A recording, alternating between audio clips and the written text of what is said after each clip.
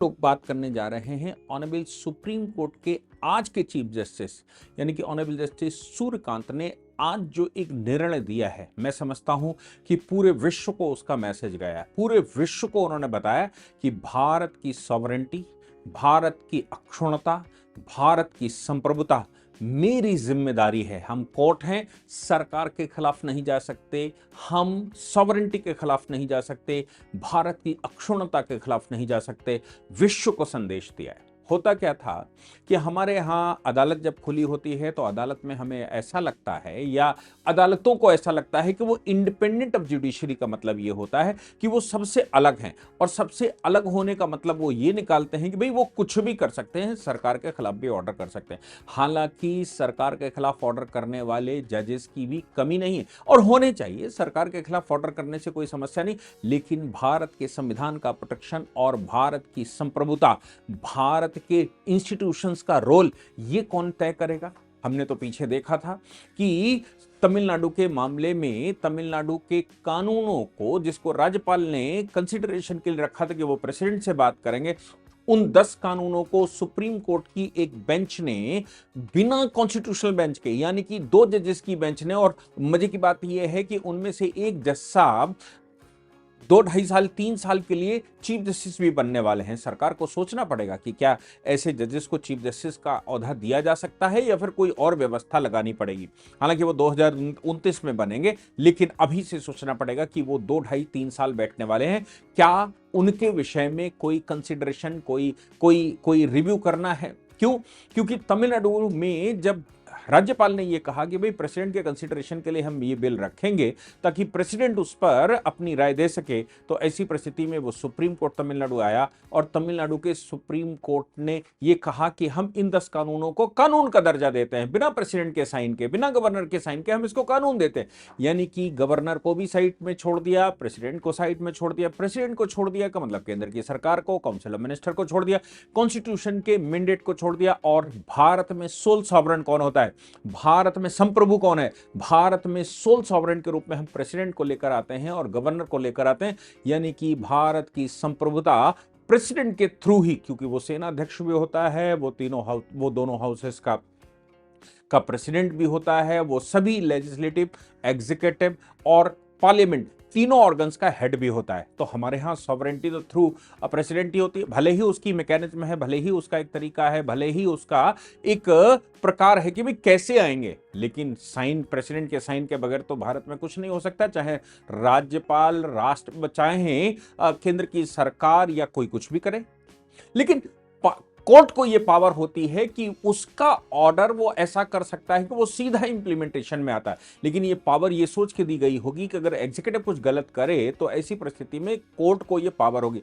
लेकिन कोर्ट की इस पावर का जब मिसयूज होता है तो ये पता लगता है कि कोर्ट अपने आप को स्वयं में सॉवरेन घोषित करने की कोशिश कर रही है, वो सॉवरेन फंक्शन प्ले करने की कोशिश कर रही है, और वो अब इस रास्ते पर उतर आई है कि सरकार छोड़ो, कॉन्स्टिट्यूशन छोड़ो, कुछ भी, हम जो करेंगे वही फाइनल होगा।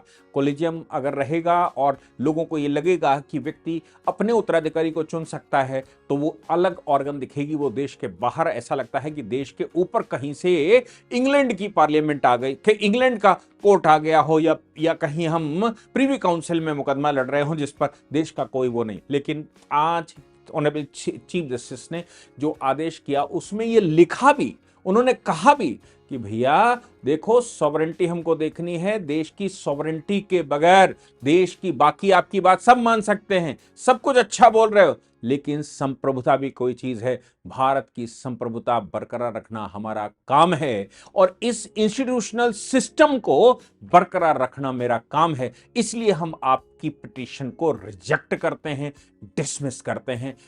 मद्रास हाई कोर्ट के ऑर्डर को या हाई कोर्ट के ऑर्डर को वैसा बरकरार रखते हैं, ये ऑनरेबल चीफ जस्टिस ने कहते हुए पिटीशन खारिज की। अब जानते हैं कि पूरा मामला क्या था। पूरा मामला जिस समय समझ में आएगा तो सब कुछ ठीक लगेगा।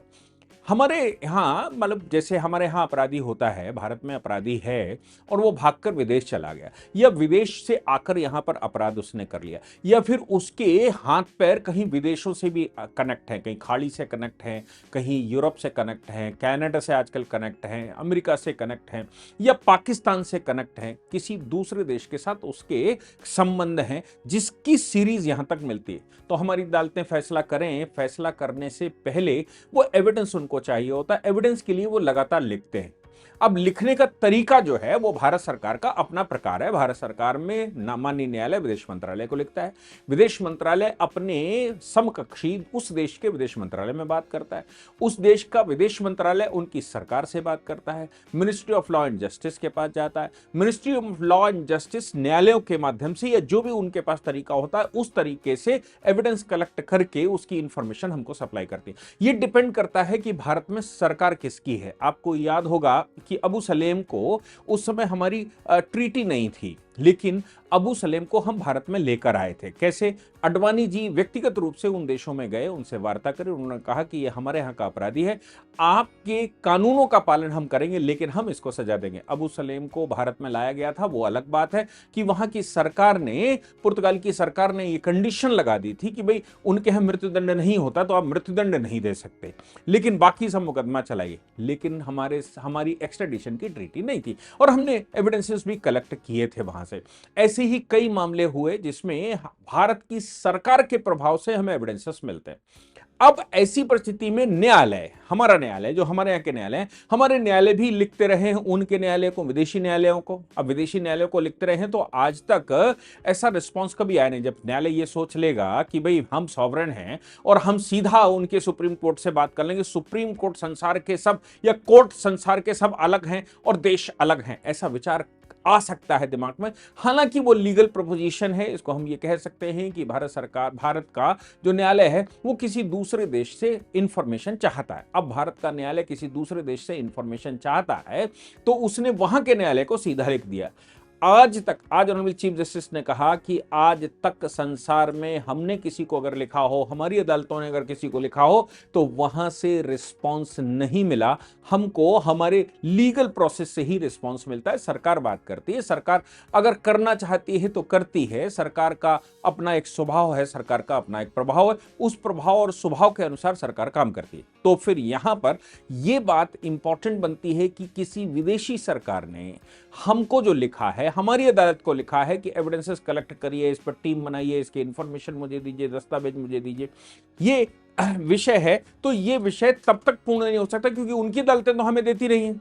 हालांकि उन्होंने ये बैकअप में कहा, लेकिन उनकी अदालतें तो हमें देती नहीं है, तो हम क्यों, हमारी अदालतें क्यों उनकी अदालतों को ये इंफॉर्मेशन सप्लाई करे। हालांकि कहा गया कि हेग कन्वेंशन के हम पार्ट हैं, उसमें कहा गया, लेकिन हेग कन्वेंशन का जिक्र भी ऑनरेबल चीफ जस्टिस ने दिया और उन्होंने कहा हेग कन्वेंशन में या पुराने कन्वेंशन में भी इस तरह की व्यवस्था है कि सॉवरेंटी मेंटेन रहनी चाहिए। तो भारत की सॉवरेंटी, भारत का जो प्रकार है वो दूसरा है। अब देखिए मामला क्या था। मामला दो फार्मास्यूटिकल कंपनीज के पेटेंट का था। कोई विदेशी कंपनी है, कोई भारत में भी काम करती है, भारत की कंपनी, तो पेटेंट का मामला था। कहीं विदेश में किसी कंट्री में मुकदमा फाइल हो गया, उन्होंने पेटेंट को लेकर भारत की अदालत को लिख दिया। भारत की अदालत को जब लिखा गया तो वो उन सज्जन ने, उस कंपनी ने हाई कोर्ट में लगाया। हाई कोर्ट में उन्होंने कहा कि भाई ये देखिए विदेशी अदालत ने आपको रिक्वेस्ट भेजी है, इस रिक्वेस्ट के अनुसार आप इंफॉर्मेशन दे दीजिए, आप आदेश कर दीजिए तो ये सिस्टम जो है वो इंफॉर्मेशन दे देगा।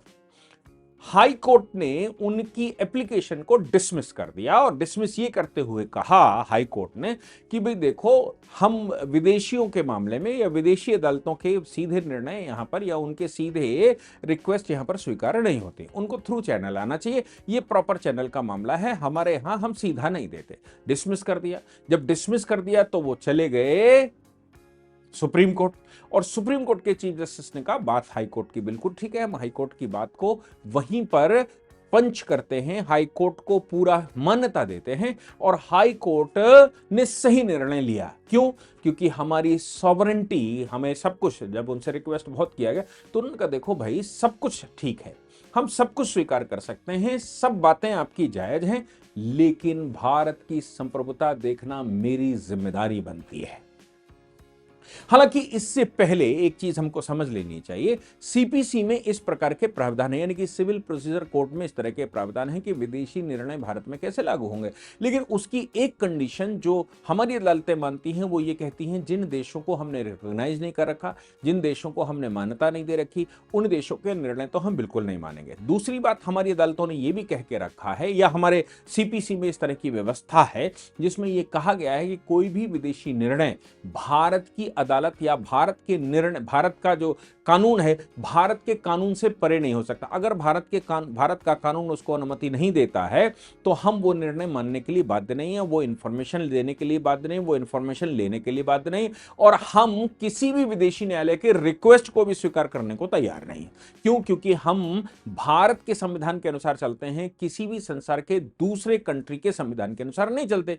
अब उनका संविधान जो भी कहता हो, उनका कानून कुछ भी कहता हो, लेकिन हमारे कानून के अनुसार अगर वो वेरीफाइड होता है और हमें लगता है कि जो हम कर सकते हैं, बड़े ध्यान से सुनिएगा, वो हमारी अदालतें कहती हैं जो हम कर सकते हैं उसकी ही हम मदद कर सकते हैं। यानी कि मेरे कानून के दायरे में अगर अदालत को शक्ति है और अदालत उस पर निर्णय ले सकती है, और आपकी रिक्वेस्ट अगर हमारी अदालत के निर्णय के अनुरूप है, हमारे कानून के अनुरूप है, तो फिर हम आपकी मदद कर सकते हैं, हम आपके निर्णय को यहां लागू भी कर सकते हैं, आपके निर्णय को मान्यता भी दे सकते हैं।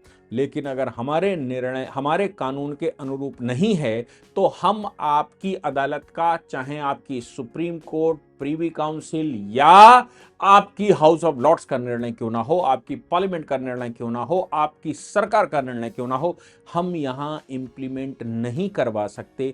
क्योंकि हम इंप्लीमेंट वो ही करवा सकते हैं जो मेरे कानून के दायरे में आता है। चीफ जस्टिस ने कहा कि हम ये जो फार्मास्यूटिकल कंपनी है, फार्मास्यूटिकल कंपनी के फॉर्मूले को आपको डिस्क्लोज नहीं कर सकते। फार्मास्यूटिकल कंपनी के अपनी स्ट्रैटेजी, उनका अपना डायग्नोज, उनका अपना सॉल्यूशन या उनका साल्ट, इसको आपको हम कैसे डिस्क्लोज कर दें? क्योंकि जब पेटेंट की बात आई तो बात यह आएगी कि भाई आपकी दवा में, जो हमारे यहाँ की दवा है, हमारी दवा में क्या क्या साल्ट मिला हुआ है, हम अपना साल्ट उनको कैसे बना दें। सुप्रीम कोर्ट का मानना यह भी मुझे लगता है कि भाई इससे उसकी जो प्रिवेसी है, उसका जो राइट है, उसकी जो रिसर्च है, वो भी डिस्क्लोज होती है। बहुत ज्यादा कर सकते हैं तो जिस देश में ये मुकदमा चल रहा, हमारे देश की कंपनी को मना कर दीजिए कि भाई हम यहां नहीं चलने देंगे। लेकिन आप ये कहें कि पूरी इंफॉर्मेशन साल्ट सहित हम आपको बता दें और आप उसको ले जाएं, तो फिर ये हमारे व्यापारिक, हमारे यहाँ का सिस्टम, हमारे यहाँ की सॉवरेंटी, हमारे देश की संप्रभुता, इन सब पर सवाल खड़ा होता। अब मैं कहता हूं कि अगर अदालत को यही करना था तो जैसे हमारी अदालतें करती हैं कि वो अपने विदेश मंत्रालय को लिखते, उनका विदेश मंत्रालय हमारे विदेश मंत्रालय को लिखता, हमारी सरकार उस पर थोड़ा सा इन्वेस्टिगेट करती और इन्वेस्टिगेट करने के बाद सरकार तय करती कि इन्फॉर्मेशन देनी है कि नहीं देनी है। अगर सरकार को यह लगता है कि इन्फॉर्मेशन नहीं देनी है तो नहीं देनी, और सरकार को लगता देनी है तो सरकार अपने स्तर पर, चूंकि जो पेटेंट डिपार्टमेंट है वो भी सरकार के पास ही आता है, वो अपने स्तर पर दे सकती है। लेकिन उन्होंने जो टैक्टिक इस्तेमाल करी वो ये इस्तेमाल की कि भारतीय अदालतें, क्योंकि छवि के मामले में या पहले से पूर्वाग्रहों के मामले में इंडिपेंडेंट ऑफ जुडिशरी के नाम पर बहुत कुछ यहां होता रहा है, बहुत सारी चीजें यहां अदालतें आदेश देती रही हैं, इसलिए उन्होंने सीधा अदालत का रास्ता अपनाया, अदालत ने सीधे अदालत को लिखा। लेकिन चीफ जस्टिस ने उन सब संभावनाओं को ध्वस्त करते हुए कहा कि चूंकि आप हमें पहले सप्लाई, हमारे यहां से पहले भी रिक्वेस्ट जाती रही, हम तो इंफॉर्मेशन आपको देते रहे, भारत की अदालतें तो आपको इंफॉर्मेशन देती नहीं, लेकिन जब भारत की अदालतों ने आपसे इंफॉर्मेशन मांगी और इन्वेस्टिगेशन मांगा, एविडेंसेस मांगे, तो आप सपोर्ट नहीं करते। इसलिए और इसके अतिरिक्त हमें संप्रभुता देखनी पड़ती है कि भारत की संप्रभुता क्या कहती है, भारत का संविधान क्या कहता है, और संप्रभुता के दायरे में ही हम आपको दे सकते हैं। हम संप्रभुता को खतरे में नहीं डाल सकते, संप्रभु के ऊपर हम नहीं जा सकते, और संप्रभुता को बाईपास करते हुए हम कोई आदेश नहीं दे सकते। भारत की अदालत संप्रभुता को बाईपास करके आदेश नहीं देगी। ये चीफ जस्टिस ने ये बयान करते हुए पिटीशन को डिसमिस किया। मैं समझता हूं कि चीफ जस्टिस ने एक बड़ा ब्रॉड व्यू देखा, एक बड़ा परिदृश्य देखा कि भाई भारत है, भारत में संविधान है, भारत के पास संप्रभुता है, भारत के पास एक सिस्टम है, तो अदालतें ही सब क्यों कर दें।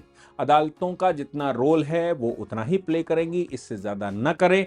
ये मुझे लगता है किसी भी देश की अक्षुण्णता के लिए अति आवश्यक है, जो आज चीफ जस्टिस ने आदेश लिखते समय कहा। इस पूरी ऑर्गेनाइजेशन को चलाने के लिए आप नीचे डिस्क्रिप्शन से हमारे ऐप को डाउनलोड कर सकते हैं, जिससे कि लॉ स्टूडेंट्स को, लॉयर्स को और आम आदमी जो लॉ जानना चाहता है वो पेड क्लासेस का लाभ ले सकता है।